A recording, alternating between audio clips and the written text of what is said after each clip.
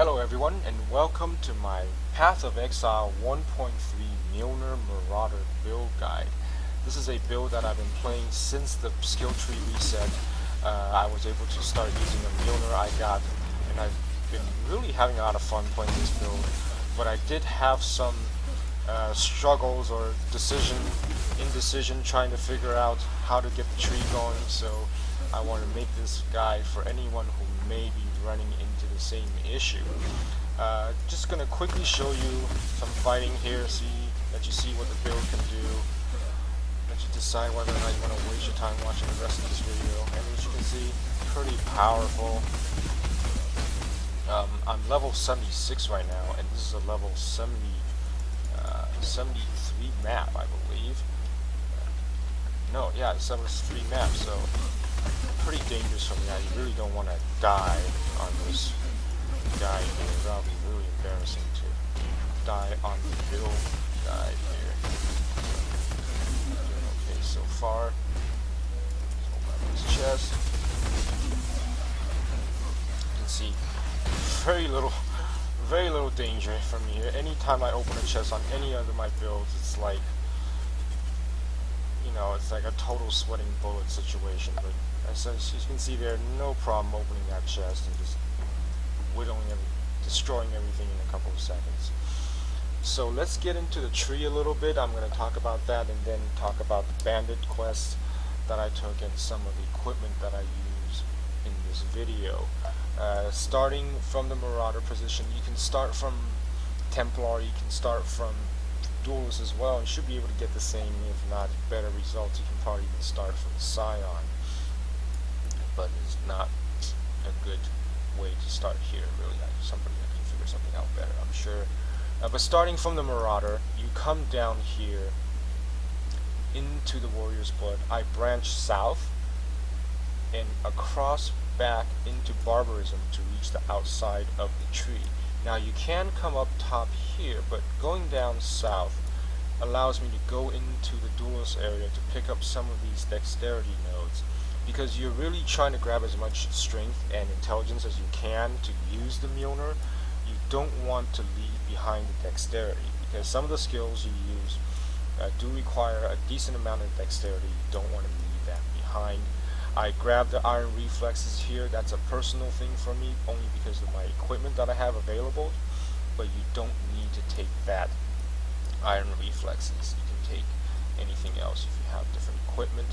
I do grab the life wheel right next to the Scion area here, and then back to where I would progress along the outside of the tree. I come up all the way across to the top. I hit the Purity of Flesh to come inside the tree, and then I come down to grab these three nodes here, the Light of Divinity, the Retribution, and also the Sanctity nodes. The first two gives pretty decent spell damage as well as attack speed, and each of them gives plus 10 strength and intelligence, which is very good. The last one also gives the strength and intelligence, and also gives some survivability regen there, and there's a nice group of life nodes right in between those, very conveniently. To get back to the outside of the tree, I come up here to the top to cut across to reach that Heart of Thunder group here. You really want that group for this build, and all these intelligence nodes along the way are very key, so you don't want to miss that. And there's a life node here group you can grab, and I just grab any life node along the way here. I do branch out a little bit out of my way to grab this life node group here, but it does give me quick access to this plus 30 intelligence as well as plus 30 dexterity. In case I want to switch out my Ziri's Mirror or my Devoto's Devotion, I can just hit those nodes and make up some of the dexterity I'll be losing in intelligence, and hopefully still be okay. Going into endgame, there's plenty of room to grow. If you want to increase your survivability, you can come down here to grab these. These are regen and life leech and attack nodes, or gain on hit nodes, and then there's some life nodes here you can grab. There's also 3 life nodes here you can grab after hitting a plus 3% attack speed under the Duelist starting point there, which is pretty pretty decent. For damage, you can come up across here for a lot of elemental and lightning damage nodes that you can grab. There's also 3 nodes here that will increase your lightning damage by another 43%, so that could be a good option as well. There's some aura nodes you can grab up here to improve your Herald of Thunder. So a lot of places to grow. There's also, you can branch into here for the elemental damage and resistance to make up for any equipment. You can grab the Resolute technique here. Right now I'm hitting 69% chance to hit, which is getting pretty low, so I might consider taking that Resolute technique, even though I'll be giving up any crits from the arc, the Mjolner arc. So I have to ponder that a bit. Bandit quests, I would take the 8% attack speed.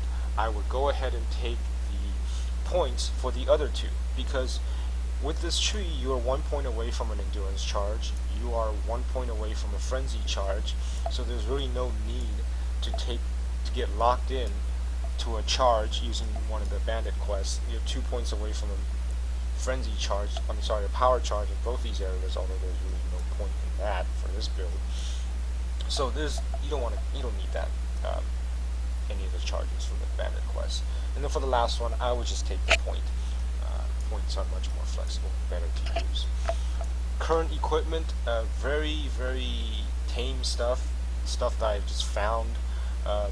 Very lucky to have this Mjolner, which is built upon iron wheel setup with arc and arc, very standard. I happen to like it as well, so I'm keeping that setup here. My helmet is a Devoto's Devotion with the dexterity and also the attack speed. The minus 10% reduced physical damage is kind of annoying, but this is kind of the best thing I have right now until I get something better. I'm sticking with it. I have my Herald of Thunder, Purity of Elements, and Grace set up with the reduced mana here. With better equipment, again, I can switch out the Purity of Elements and get something a little bit more helpful for my attack or my survivability. For the shield, it's an Aziri's Mirror. I use it for the intelligence and also the elemental resistances. So with better jewelry, I can switch out this guy for a Wrath Pith, which I just happen to have as well. Looking forward to that to boost my arc damage into the next realm. And just some gems I'm leveling up here, nothing to see here, guys. For the gloves and boots, it's just some carryover farming items from 1.2. I do have the cast when damage taken set up here with Enfeeble, Enduring Cry, Decoy, very 2013. But it's worked out well for me. I just wish I have a better gauntlet here, a better hand here, so I can get better damage. Boots, same story. Got my mobility, leap slam, faster attacks here, but just some gems I'm leveling. Nothing spectacular. The Worm's Malt is very helpful on this build because you do get the plus strength, plus intelligence, as well as the life leech and mana leech. So that's a good belt to have for this build, especially when you're leveling up. For the chest, I do have a 6-link, but anything you saw me do right now only really requires a 4-link, because 2 of my links is item rarity and item quantity. I have double strike set up with multi-strike, melee splash, and faster attacks, but you can do really anything here. You can use a cyclone, you can use lightning strikes. The idea really is to just hit a lot to improve your chances of Mjolnir going off, so there is no strict requirement here on what you set up for your main attack. For my jewelry right now is just some farming stuff with resistances. I would like to upgrade those a little bit better, but it's hard to give up all that magic find, gotta say. So that's pretty much the build right now. Hope you enjoyed this video. Hopefully it'll help you if you're in the same situation as me. A poor guy lucky enough to have found a Mjolnir. And if you like the video, please leave a like. I really appreciate that on my very first build guide video ever. And if you have any comments, any tips, know, again, leave it in the comments. I really appreciate it. And thank you so much for watching my very first video. Enjoy some more fighting while I finish off this map here for Elrond. What am I doing? Am I defending the relic? Oh, I am. Okay. I'll just stick next to the relic instead of going all over the place. Look at these guys melting away at the Mjolner. Like, it's really not me. Uh-oh. You know, it's the Mjolner. 19 seconds. Uh-oh, uh-oh, uh-oh. There's no reflect on this one, right? Goodbye, everybody!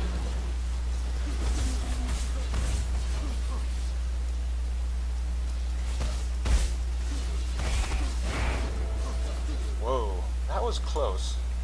That was very close. Alright, thank you very much, guys. Goodbye.